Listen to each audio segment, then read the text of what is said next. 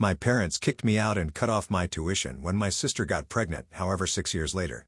I 32F am currently a successful architect at a prestigious firm in Boston, leading major commercial development projects across New England. I'm engaged to a wonderful man, Nathan, 34 meters, who works as a project manager in sustainable development, and we're planning our wedding for next year. From the outside, my life looks perfect. I have a beautiful craftsman-style house that I designed substantial renovations for, a fulfilling career, and a loving relationship.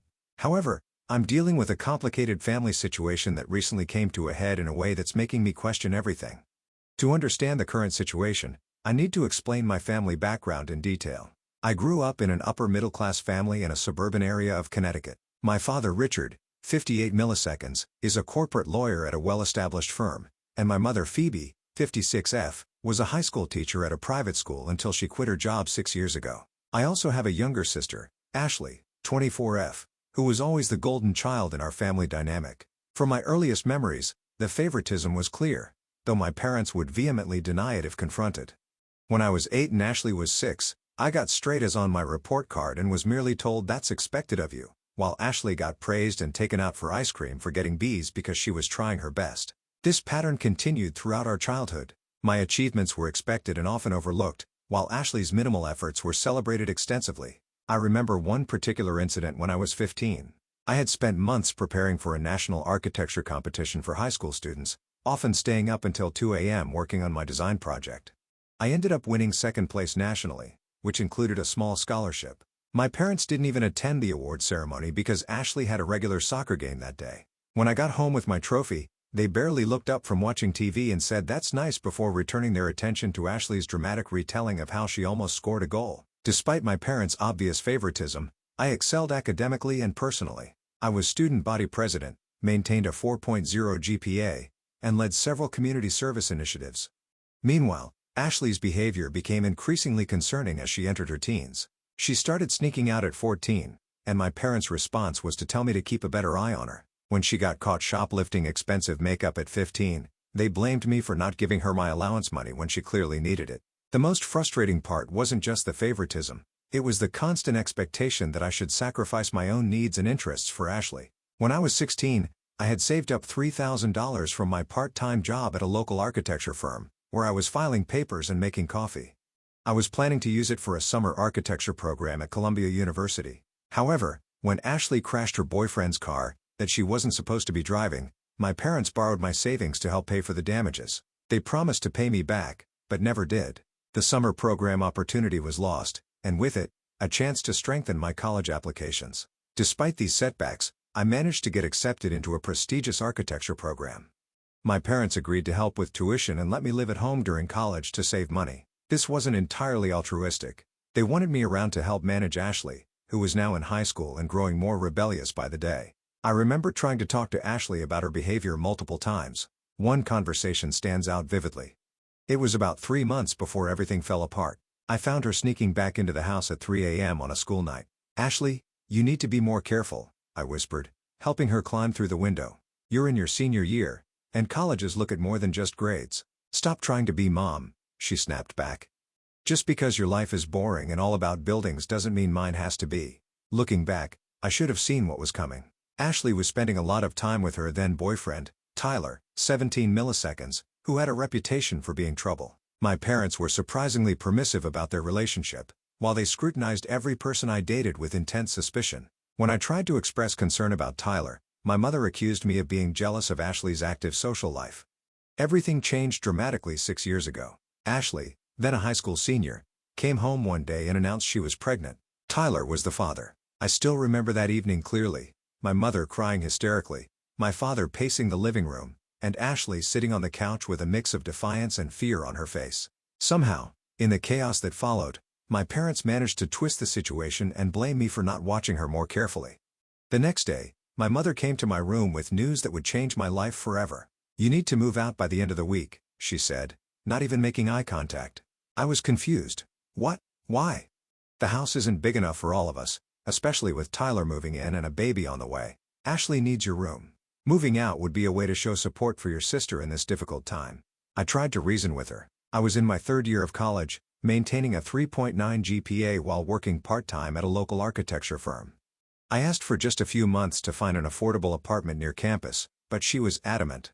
The worst part came the following day when my father called me into his home office. He sat behind his massive oak desk, the one he'd always used to intimidate clients, and delivered another blow. "We won't be able to continue paying your tuition," he said, his voice clinical and detached. "We need that money for Ashley and the baby now. You're smart. You'll figure something out." I stood there, staring at the man who had always preached about the importance of education and responsibility, now cutting off his daughter who had done everything right. The irony was painful. I packed my belongings that night. As I was loading the last box into my car, my father stopped me in the driveway. For a moment, I thought he might change his mind. Instead, he handed me a sheet of paper, a list of women's shelters in the area. "Just in case," he said, then walked back inside. What followed was the darkest period of my life. I lived in my car for 4 months, parking in different Walmart lots each night for safety. I would shower at the campus gym, change in public restrooms, and store my professional clothes in my locker at the architecture firm where I worked part-time. I picked up a second job as a late-night barista, often going straight from one job to classes to another job. I reached out to several relatives for help, but they all refused. My Aunt Susan, 53F, who had always talked about how proud she was of my achievements, told me she didn't want to get involved in family drama. My grandparents said they were too old to deal with this situation. I barely survived on protein bars and coffee, sometimes going days without a proper meal. I worked on my assignments in the 24-hour campus library, often falling asleep at my desk. Despite everything, I maintained my GPA. Architecture became my escape.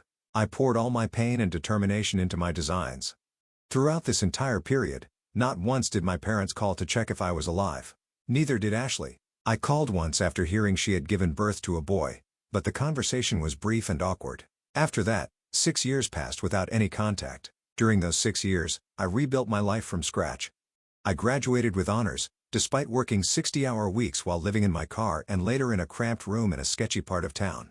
My final thesis project, a design for a sustainable community center with transitional housing, won several awards and caught the attention of a prestigious firm in Boston. I started as an entry-level architect, living in a tiny studio apartment and saving every penny I could.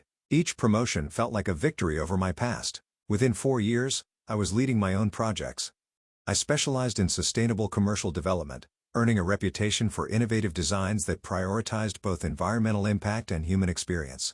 I met Nathan 3 years ago at a sustainable development conference. He was presenting on green building initiatives, and I challenged one of his points during the Q&A session. Instead of getting defensive, he asked me to continue the discussion over coffee. That coffee turned into dinner, which turned into the most supportive and healthy relationship I've ever had. Nathan knows my full story. He was there when I bought my house, my first real home since being kicked out. He held me when I broke down after signing the papers, overwhelmed by the reality that I finally had a place where no one could force me to leave. He helped me renovate it, supporting my vision to transform it into a space that represented everything I'd achieved. Over these years, I occasionally heard bits about Ashley's life through mutual acquaintances. She married Tyler shortly after their son was born, but they divorced within 6 months. She was already pregnant with her second child by then, but that father disappeared completely after finding out about the pregnancy. 2 years later, she married a guy named Marcus, had another child with him, but that marriage ended when she had an affair. Now she's pregnant again, and apparently has no idea who the father is. Yesterday, just before bed, I received a call from an unknown number. It was my mother, calling after 6 years of silence. At first, she acted like nothing had happened, asking about my life and sounding interested in my achievements. For a moment, I felt like that little girl again, eager to share my accomplishments with my mom. I even started telling her about my engagement and my recent promotion to senior architect. Then came the real reason for our call. My parents want me to move back to Connecticut to help take care of Ashley and her children. My father is retiring soon, and they claim they're too old to handle 4 young children. They had the audacity to say it's my responsibility as the successful assistant to step up and help the family.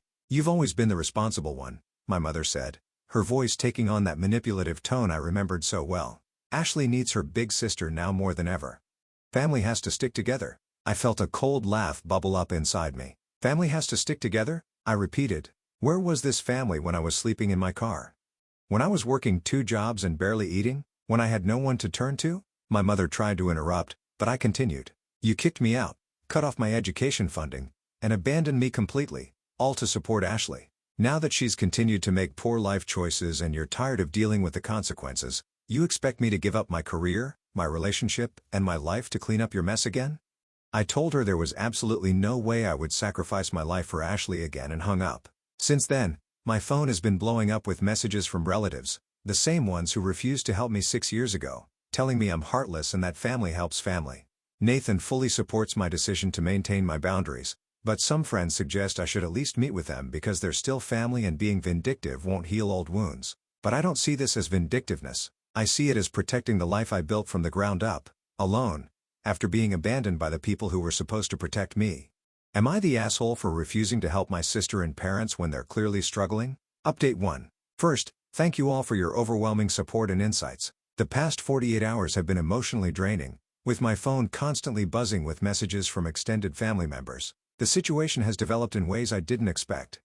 My mother sent me detailed photos of Ashley's children, my nieces and nephews, along with a lengthy email describing their daily struggles. The oldest is now in kindergarten, showing early signs of behavioral issues. The second child has health problems that require frequent medical attention. The third is still a toddler, and now there's another one on the way. What really got to me was a message from an old family friend who's a teacher at Ashley's former high school. She told me that my parents have been taking out loans to cover Ashley's expenses and medical bills. They've already remortgaged their house, and my father has postponed his retirement indefinitely. The most surprising development was a direct message from Ashley herself. For the first time in 6 years, she reached out, not to apologize, but to explain that she's changed and really needs her big sister. She mentioned being in therapy now and recognizing her past mistakes. Part of me wants to believe her, but I've seen this pattern before. My fiancé, Nathan, suggested a compromise, offering financial support for the children's education through a trust fund, while maintaining emotional and physical distance from the family. It's an interesting proposition that would allow me to help the innocent children without getting directly involved in the family drama. I'm still processing all of this. The rational part of me knows I owe them nothing, but seeing those photos of the kids, who are innocent in all this, has stirred up complicated feelings. I'll update again once I've made a decision about Nathan's suggestion. Right now, I need time to think everything through without the constant pressure from family members. Update 2. Everything has changed dramatically in the past 24 hours. Last night, I received an emergency call from my mother. Ashley had been in a serious car accident. She was driving alone when another vehicle ran a red light and crashed into her car. Due to her pregnancy, the situation was critical. Without thinking, I jumped in my car and drove for hours to Connecticut. Walking into that hospital was surreal. My father looked aged beyond his years, pacing the hallway in his worn suit. My mother, seeing me, broke down completely. It was the first time I'd seen them in person in 6 years. The doctors explained that while Ashley's injuries weren't life-threatening thanks to the airbags, they had to perform an emergency C-section to save the baby. The premature infant is now in NICU with a guarded prognosis. What shocked me most was returning to my childhood home. My parents insisted I stay instead of getting a hotel, and I reluctantly agreed. Walking into my old room was like stepping through a time portal. Everything was exactly as I'd left it 6 years ago. My architecture drawings still pinned to the walls, my old desk untouched, even my high school trophies still perfectly arranged. It hit me then. They hadn't turned my room into space for Ashley after all. The whole needing the room excuse had been just that, an excuse. Meeting my nieces and nephew was another unexpected emotional experience. The oldest, Charlie, 6 milliseconds, shocked me by saying, "Aunt Rebecca, I know you from the pictures." Apparently, despite everything, my parents had told them about their aunt who builds beautiful buildings. The younger ones, Eva, 4F, and Lucas, 2 meters, were initially shy but warmed up quickly when I helped them build a tower with blocks. I've been here for 3 days now, and I'm discovering things that complicate my feelings further. While going through some old papers looking for Ashley's insurance information, I found a stack of unsent letters from my father. They were all addressed to me, dated throughout the past 6 years, apology letters he never mailed. Some of them were stained with what looked like tears. Nathan flew in yesterday to support me through this. Watching him interact with my nieces and nephew, teaching them simple engineering concepts through play, made me realize how much these kids deserve better than the chaos they've been born into. Ashley is now stable but still in and out of consciousness. The baby's situation remains critical. I've taken emergency leave from work, but I'll need to return to Boston next week to handle some crucial project deadlines. I still don't know how to feel about everything. My anger hasn't disappeared, but it's now tangled with other emotions I can't quite name. The unsent letters, the preserved room, the kids who somehow know about me. It's all forcing me to reevaluate my understanding of the past 6 years. I need to head back to the hospital now for an update on the baby's condition. I'll write more when I'm back in Boston next week. For now, I'm just trying to take things one day at a time. Update 3. I've just returned to Boston after another week in Connecticut, this time with Nathan. The experience was complicated. Ashley specifically requested that I bring him, saying she wanted to meet the person who makes her sister happy. The dynamics were both awkward and revealing. During our stay, I discovered something that shook me. While helping my mother organize some medical documents, I found years of therapy records for Ashley. She's been diagnosed with bipolar disorder and has been struggling with it since her teens, something my parents never told me. The multiple pregnancies and relationship issues coincided with manic episodes. This information doesn't excuse their treatment of me, but it adds another layer to process.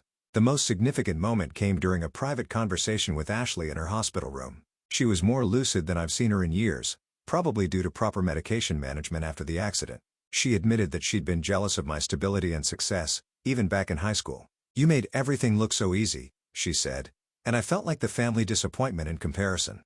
The irony wasn't lost on either of us. Nathan's presence turned out to be crucial. He noticed things I was too emotionally involved to see. During dinner one night, he pointed out how my father couldn't maintain eye contact with me, showing signs of deep shame rather than the indifference I'd always assumed. He also observed my mother's nervous habit of starting sentences and then stopping abruptly, as if afraid of saying the wrong thing. The kids have become a significant factor in my emotional equation. My oldest nephew, Charlie, showed me his architecture drawings, crude but earnest attempts to copy pictures of my projects that my parents apparently showed him. The younger ones have started calling Nathan uncle, which affects him more deeply than he expected. The baby's condition has stabilized, though she'll need to stay in NICU for at least another month. During one of our hospital visits, a nurse mentioned how my parents have been taking shifts sleeping in the waiting room, refusing to leave their grandchildren alone. They're exhausted, physically and emotionally. I've made some practical decisions. I'm arranging for a family therapist who specializes in intergenerational trauma. I've also consulted with my firm about working remotely for a few days each month. However, I've maintained my stance about not moving back to Connecticut. My life and career are in Boston now. Nathan and I had a long talk on the drive back to Boston. He said something that stuck with me. Sometimes the hardest part of healing isn't forgiving others. It's forgiving yourself for still caring. This hit home because I've been feeling guilty about not being able to maintain my anger in its pure, protective form. Tomorrow, I have an important client meeting that I need to focus on. It's strange how normal work responsibilities feel both trivial and anchoring right now. I'll update again once I've had our first family therapy session scheduled for next week. Update 4. I need to write this update because something significant happened during my parents' visit to Boston last weekend. Yes, you read that correctly. They came to Boston, supposedly to discuss serious matters about the family situation. At first, I agreed to meet them at a neutral location, a quiet cafe near the public garden. However, they insisted on seeing my house, saying they wanted to understand my life better. After consulting with Nathan, I reluctantly agreed, setting clear boundaries about the duration of their visit. Their reaction to my home was unexpected. My father, usually stoic, became emotional when he saw my architecture awards displayed in my home office. But what truly blindsided me was their real agenda. They pulled out documents showing they've been secretly setting aside money for me since the day they kicked me out. My father broke down completely, something I've never seen before. He explained that they had created a separate savings account, putting in the equivalent of my college tuition every month for 6 years. With interest, it's now a substantial sum. Their explanation? They felt too ashamed to face me directly, so they planned to leave it in their will. This revelation led to an intense confrontation. I couldn't hold back anymore and unleashed years of pent-up anger. "Do you think money can fix what you did?" I shouted. I lived in my car. I skipped meals. I worked until I was exhausted while trying to maintain my grades. Then my father said something that stopped me cold. "We don't expect forgiveness. We just want you to know that your suffering has haunted us every single day." He proceeded to show me a journal he'd kept, documenting every achievement of mine he'd tracked through professional networks and social media over the years. He'd noted my first major project, my promotions, even the Sustainable Design Award I won last year. My mother, who had been quietly crying, finally spoke up about Ashley's mental health history in detail. Apparently, they'd seen similar patterns of behavior in Ashley's childhood but ignored the signs, focusing instead on controlling me as the stable child. She admitted their parenting approach had been catastrophically wrong. The conversation shifted when they brought up their latest concerns. They revealed that Ashley's ex-husband Marcus is seeking full custody of their child, using her mental health history and the accident as leverage. They're worried this could trigger another breakdown just as she's starting to stabilize with her new medication regimen. Here's where things get complicated. They're not asking me to move back anymore. Instead, They're requesting my help in finding a good psychiatric facility in Boston for Ashley and the baby once she's released from NICU. They want to sell their house in Connecticut and move closer to help with the other children while Ashley gets proper treatment. Nathan, who stayed nearby during this conversation to offer support if needed, later pointed out something crucial. They're finally acknowledging their mistakes and trying to find actual solutions instead of just dumping responsibilities on me. I'm still processing everything. The money they save doesn't erase the past, but their consistent, secret attempt at restitution shows a level of remorse I hadn't considered before. The journal my father kept feels like a painful testament to what could have been a father proud of his daughter's achievements, but too ashamed to express it directly. Tomorrow, I'm meeting with a family law attorney to understand the implications of Ashley's custody battle and what role, if any, I should play in it. I'm also researching psychiatric facilities that specialize in postpartum mental health care.